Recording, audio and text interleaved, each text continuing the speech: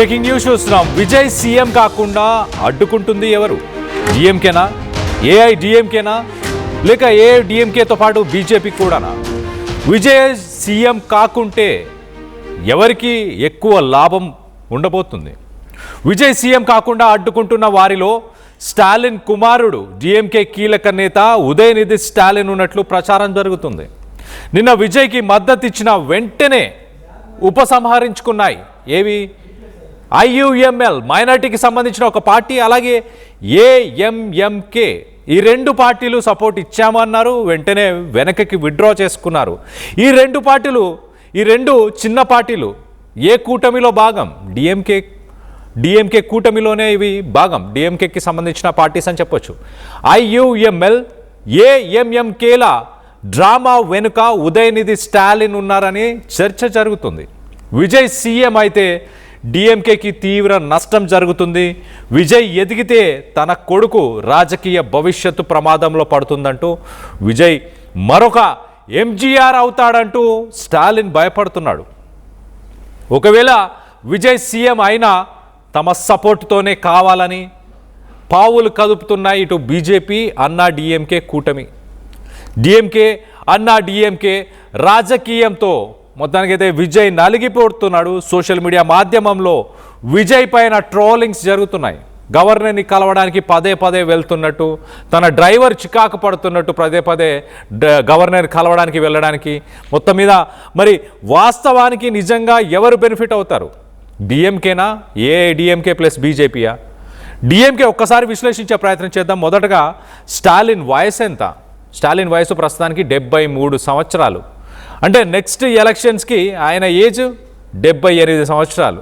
So రాజకీయంగా స్టాలిన్ ముందుకు వెళ్ళకపోవచ్చు. So తన కొడుకు ఉదయనిధి స్టాలిన్ తన రాజకీయ భవిష్యత్తును కాపాడడానికి ఖచ్చితంగా ఈ చిన్న పార్టీలని అడ్డు పెట్టుకొని వెళ్తే మా సపోర్ట్తోనే వెళ్ళాలి, ఖచ్చితంగా మాకు అలయన్స్ ఉండాల్సిందే అన్న ఉద్దేశంతో డిఎంకే ఒక పథకం ప్రకారం, ఒక ప్లాన్ ప్రకారం ఇదంతా చేస్తుందా? మరోపక్క ఉదయనిధి స్టాలిన్, అలాగే కొంతమంది యువ నాయకులు, ఎమ్మెల్యేలు ఎంజీఆర్తో విజయ్ని పోలుస్తున్నారు. ఎంజీఆర్ తను పాలిటిక్స్లోకి వచ్చి తను ఒక్కసారి చీఫ్ మినిస్టర్ అయిన తర్వాత డిఎంకేని పరిపాలన చేసే స్టేజ్కి రానివ్వలే. అంటే డిఎంకే మనుగడ లేకుండా పోయే పరిస్థితిలో కూడా తీసుకెళ్ళింది ఎంజీఆర్ అంటూ గుర్తు చేసే ప్రయత్నం చేస్తున్నారు ఉదయనిధి స్టాలిన్. తనతో పాటు కొంతమంది యువ నాయకులు, యువ ఎమ్మెల్యేలు కూడా స్టాలిన్కి, తన తండ్రికి కూడా ఇదే మాటలు చెప్పుకొచ్చే ప్రయత్నం చేస్తున్నారు. మరి నిజంగానే స్టాలిన్ కన్విన్స్ అయ్యాడా? ఇంతకుముందు అసలు కన్విన్స్ అవ్వలేదని విన్నాము, కానీ ప్రస్తుతానికి కన్విన్స్ అయ్యాడా? అందుకేనా పార్టీలు సపోర్ట్ చేసినట్టే చేసి మళ్ళీ వెనకకి తీసేసుకుంటేనే. మరోపక్కన లెఫ్ట్ పార్టీస్,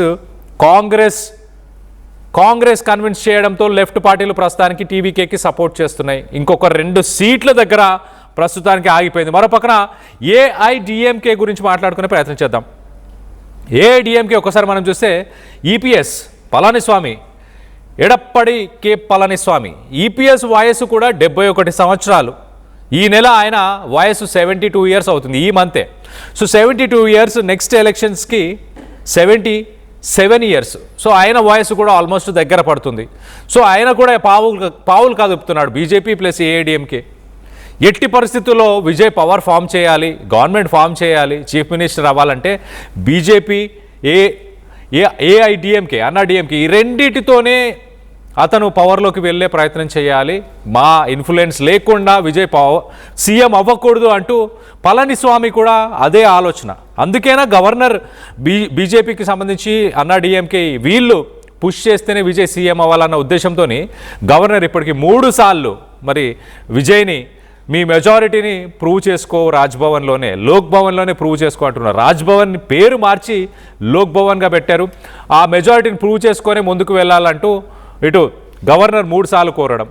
డిఎంకే, అన్నా డిఎంకే వీరిద్దరు చేస్తున్న రాజకీయాలతోని ప్రస్తుతానికి విజయ్ నలిగిపోతున్నాడు. తన పార్టీలో ఉన్న వ్యక్తులకి పెద్దగా రాజకీయం అంటే ఎక్స్పీరియన్స్ లేదు, విజయ్కి కూడా రాజకీయం అంటే ఎక్స్పీరియన్స్ లేదు. సోషల్ మీడియా పార్టీగా ప్రస్తుతానికి ట్రాల్ చేస్తున్నారు టీవీకే పార్టీని. సోషల్ మీడియా అంటే వాట్సాప్లోనే మంతనాలు జరిపే ప్రయత్నం చేస్తున్నారు, మెయిల్ కమ్యూనికేషన్ ఇలాంటివన్నీ చేస్తున్నారు అంటూ మొత్తానికైతే టీవీకే పైన ఆరోపణలు వస్తున్నాయి. సోషల్ మీడియాలో ట్రాలింగ్ కూడా జరుగుతుంది.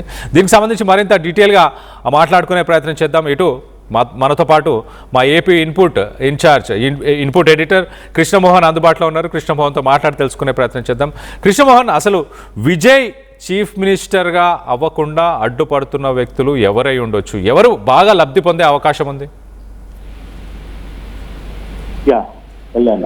బేసిక్ గా రాజకీయాల్లో ఎత్తులు పై ఎత్తులు చాలా వరకు జరుగుతుంటాయి.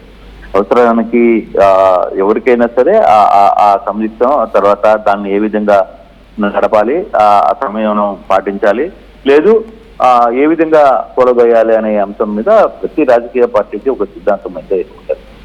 అయితే ఇప్పుడు టీవీకే విజయ్ ముఖ్యమంత్రి కాకుండా అడ్డుకునే దాంట్లో కీలక పాత్ర ఎవరిది అనే దానికంటే కూడా అతను ముఖ్యమంత్రి అయితే జరిగే నష్టం ఎవరికి అనేది మనం చూడాలి. ప్రధానంగా మన అంశం దాని మీద ఆలోచించాలి. వాస్తవంగా విజయ్ గాని ఒకసారి ముఖ్యమంత్రి పీఠం ఎక్కితే ఇక అతన్ని అడ్డుకోలేము అనే భయం ఎవరికి ఉంటుంది, ఏ వారసత్వానికి ఉంది అనేది ఒక చర్చలోకి వెళ్ళాలి. అయితే ఆ నేపథ్యంలోనే స్టాలిన్ కొంత ఎత్తుగడలు నిన్నంతా వేశారు. తన కొడుకు ఉదయనిధి స్టాలిన్ ముఖ్యమంత్రి నిన్నటిదాకా డిప్యూటీ సీఎం చేశారు. ఆయన తన వారసుడు కరుణానిధి తర్వాత స్టాలిన్ తర్వాత ఉదయనిధి స్టాలిన్, వీళ్ళందరూ వరుసగా ముఖ్యమంత్రులు కావాలను కోరుకునే వాళ్ళలో ఇప్పుడు ఉదయనిధి స్టాలిన్ కొరకు తండ్రి వేసిన ఎత్తుగడ, అంటే స్టాలిన్ వేసిన ఎత్తుగడ ఇప్పుడు విజయ్కి దెబ్బతీసింది. అధికార పీఠంలోకి ఎక్కకుండా మరో 2 అడుగుల దూరంలో ఆయన్ని నిలబెట్టేసిన పరిస్థితి.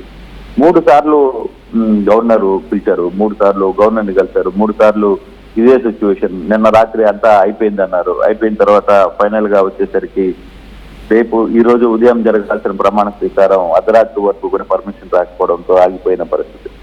అంటే డిఎంకేతో ఉన్న యుఎంఎల్ కావచ్చు, లేకపోతే విసికే కావచ్చు, ఈ 2 పార్టీలు చేసిన కీలకమైన ప్రకటన లేదు కీలకమైన నిర్ణయం ఈరోజు విజయ్ని 1 అడుగు దూరంలో ముఖ్యమంత్రిని కానీయకుండా చేసింది అనేది చాలా స్పష్టంగా కనపడుతుంది.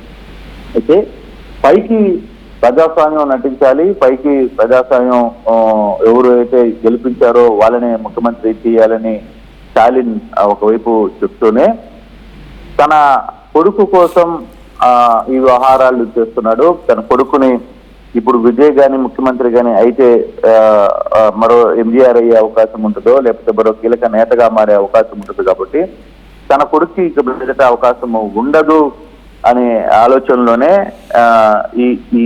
ఈ బీసీకే ద్వారా లేకపోతే ఐయుఎంఎల్ ద్వారా తమ మద్దతును ఉపసంహరించుకునేటట్టుగా చేశారు అనేది చాలా స్పష్టంగా తమిళనాడులో విజయ్ అభిమానులు మాట్లాడుతున్న మాట. ఈ 2 అంశాల వెనకాల అట్ ద సేమ్ టైం నిన్న ఏఎంఎంకే జరిగిన వ్యవహారంలో కూడా, నిన్న ఏఎంకే అధిపతి దినకర్ వ్యవహారం వెనకాల కూడా ఇది పూర్తిగా స్టాలిన్ ఆడిన నాటకమే అనేది చాలా క్లియర్ గా చెప్తున్నారు. అయితే ఉదయనిధి స్టాలిన్ యంగ్ గా మొన్న లాస్ట్ ఎలక్షన్ లో పోటీ చేశారు, చాలా కష్టపడ్డారు, డిప్యూటీ సీఎం స్థాయిలో చేశారు. తర్వాత జరుగుతున్న చాలా విషయాల వల్ల అతను కొంత ఇబ్బంది జరిగిన పరిస్థితి. తర్వాత చివరకు సన్ స్ట్రోక్ డిఎంకే ఓడిపోవడానికి సన్ స్ట్రోకే కారణం అని కూడా తెలుసు. అంటే ఇది పూర్తిగా కూడా ఉదయనిధి స్టాలిన్ వ్యవహార శైలి, అతను చేసిన కొన్ని ఇష్యూల వల్లనే చివరికి తండ్రి కూడా ఓడిపోవాల్సి వచ్చింది. ఉదయనిధి స్టాలిన్ గెలిచారు కానీ తన తండ్రి 22,000 ఓట్ల మెజార్టీతో ఓడిపోవాల్సిన పరిస్థితి వచ్చింది.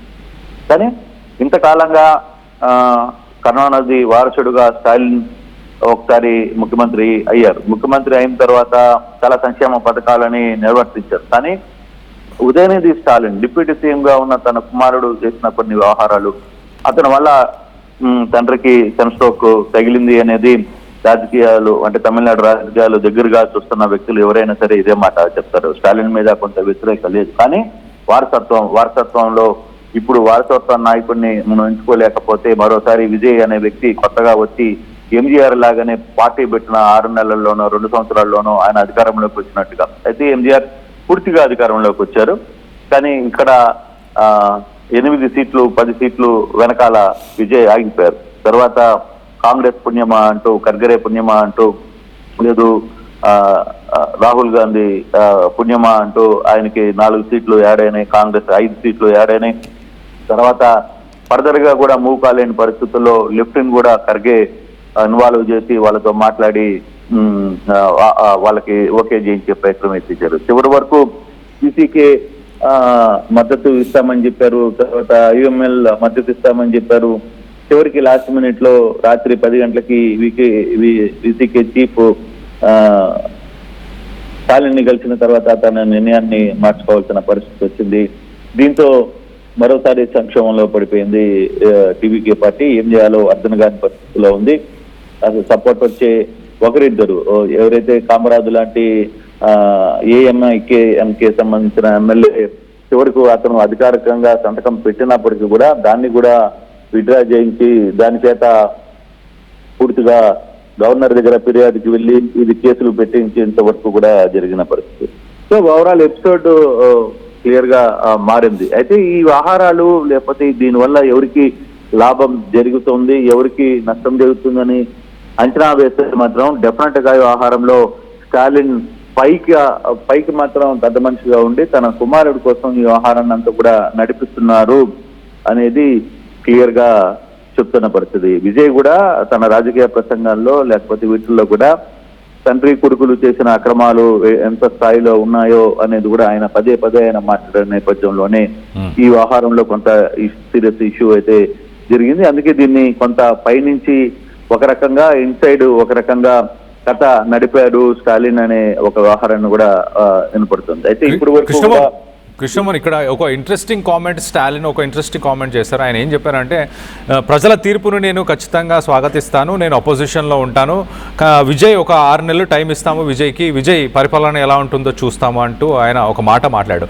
6 నెలలు టైం ఇస్తాము అని అంటే 6 నెలల తర్వాత విజయ్ ప్రభుత్వాన్ని ఒకవేళ ఫామ్ అయితే, విజయ్ చీఫ్ మినిస్టర్గా ఉంటే తన ప్రభుత్వాన్ని కూలగొడతామని ఉద్దేశం ఉన్నట్ట, దాని వెనక ఎలా చూడాలి ఇప్పుడు? బికాస్ టీవీకేకి ఉన్న అలయన్స్లు అన్ని కూడా డిఎంకే అలయన్స్లు వాస్తవానికి.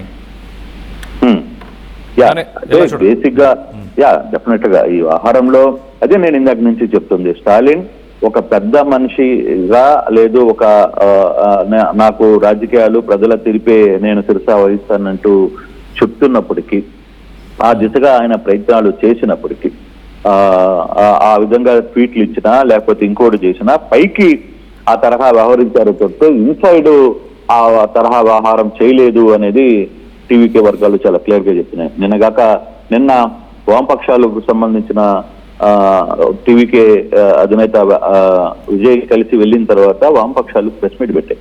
ప్రెస్ మీట్ పెట్టిన దగ్గర కూడా చాలా మంది వ్యక్తులు అడిగారు ఎవరిని, డిఎంకే వామపక్ష లీడర్స్ ని, ఏమయ్యా మీరు డిఎంకేతో పొత్తులో ఉన్నారు కదా, కాంగ్రెస్ అంటే పొత్తులో ఉంది, వాళ్ళు కూడా డిఎంకేకి చెప్పకుండా వెళ్ళిపోయారు, మరి మీరు వామపక్షాలు డిఎంకే పొత్తులో ఉండి డిఎంకే పర్మిషన్ అంటే స్టాలిన్ పర్మిషన్ తోనే మీరు ఇప్పుడు విజయ్కి మద్దతు తెలుపుతున్నారా?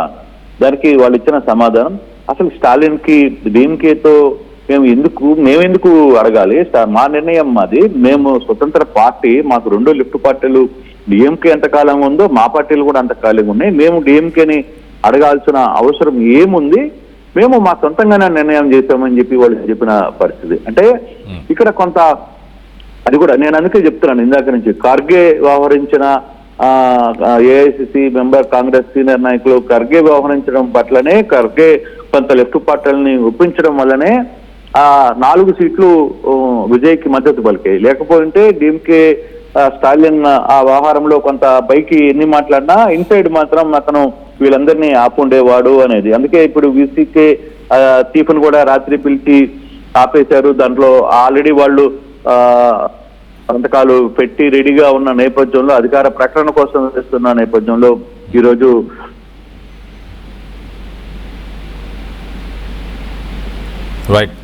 Right Krishnamohan, thanks for the latest update. మొత్తం మీద చాలా ఇంట్రెస్టింగ్ ట్విస్ట్ అండ్ టర్న్స్ అనొచ్చు. ఒక రకంగా ఉదయనిధి స్టాలిన్ని సీఎంగా చూడాలని తండ్రి కోరిక, ఆ కోరిక మేరకే ప్రస్తుతానికి డిఎంకే పార్టీకి సంబంధించిన చిన్న పార్టీలు, కూటమి పార్టీలన్నీ కూడా ప్రస్తుతానికి టీవీకేకి సపోర్ట్ చేస్తున్నాయి. కానీ లాంగ్ టర్మ్లో ఖచ్చితంగా లాసెస్ అయితే డిఎంకేకి ఉంటాయి. డిఎంకే క్యాడర్కి సంబంధించి ఒకసారి మనం చూస్తే కనుక డిఎంకేకి సంబంధించిన అలయన్స్ పార్టీలన్నీ కూడా టీవీకే ఒకవేళ ఈ నెక్స్ట్ 5 years చీఫ్ మినిస్టర్గా విజయ్ బాగా ప్రజలకు సేవ చేయగలిగిన, మంచి పేరు వచ్చిన, ఇప్పుడు డిఎంకేకి ఉన్న అలయన్స్ పార్టీస్ అన్నీ కూడా అంటే లెఫ్ట్ పార్టీలు, కాంగ్రెస్, దాంతోపాటు వీసీకే ఇలాంటి పార్టీలన్నీ కూడా విజయ్ పార్టీలో మర్చే అవకాశం రానున్న ఎన్నికల్లో కూడా టీవీకే పార్టీతోనే ముందుకెళ్లే అవకాశం. మరో పక్కన పళనిస్వామి కూడా ఎంతో కొంత నష్టపోయే అవకాశం ఉంది. అన్నా డిఎంకే అంటే డిఎంకే ఈ 2 పార్టీలే అంటే ప్రత్యామ్నాయంగా మేము ఎప్పుడు ప్రతిసారి తమిళ ప్రజలకు కనిపించే డిఎంకే కాస్త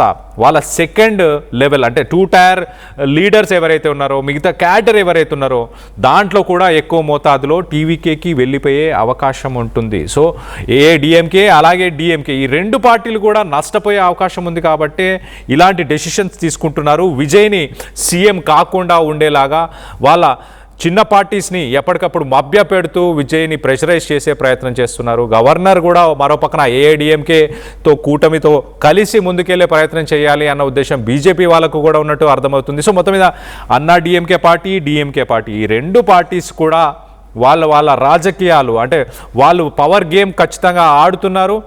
ఉదయనిధి స్టాలిన్ని సీఎంగా చూడాలన్న ఆశ స్టాలిన్కి ఉండడంతో ఆయన పవర్ గేమ్ ఆడుతున్నారు. మరో పక్కన పళనిస్వామితో పాటు బీజేపీ ఈ 2 కూడా ఎలాగైనా ఏదో విధంగా ప్రభుత్వాన్ని ఫామ్ చేయగలిగితే బాగుంటుంది అన్న ఉద్దేశంతో వీళ్ళు కూడా ఒక పవర్ గేమ్ని ఆడుతున్నట్టు చాలా క్లియర్గా అర్థమవుతుంది.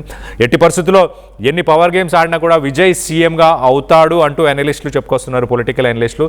దీనికి సంబంధించి మీరేమనుకుంటున్నారు? కొడుకు కోసం స్టాలిన్ చేస్తుందంతా కరెక్టే అని మీరు భావిస్తున్నారా?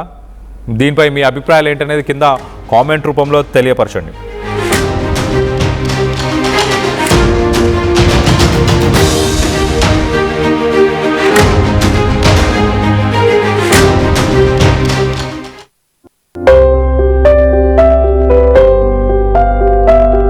చిన్న చిన్న ఆనందాలు 35 ఏళ్లుగా నా జీవితంలో లేవు.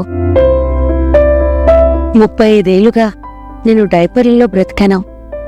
6 సెంటీమీటర్ల ఫిస్టులా నా మూత్రాశయంలో లీకు కారణమైంది. ఎవరూ నాకు సహాయం చేయలేకపోయారు. ఏఐఎన్యూలో వైద్యులను కలిసే వరకు అక్కడ వారు రోబోటిక్ శస్త్రచికిత్సతో నాకు పరిష్కారం ఇచ్చారు. వారు నా ఆత్మవిశ్వాసాన్ని కూడా తిరిగిచ్చారు. Precision care makes it possible. The Center for Robotic Surgery at AINU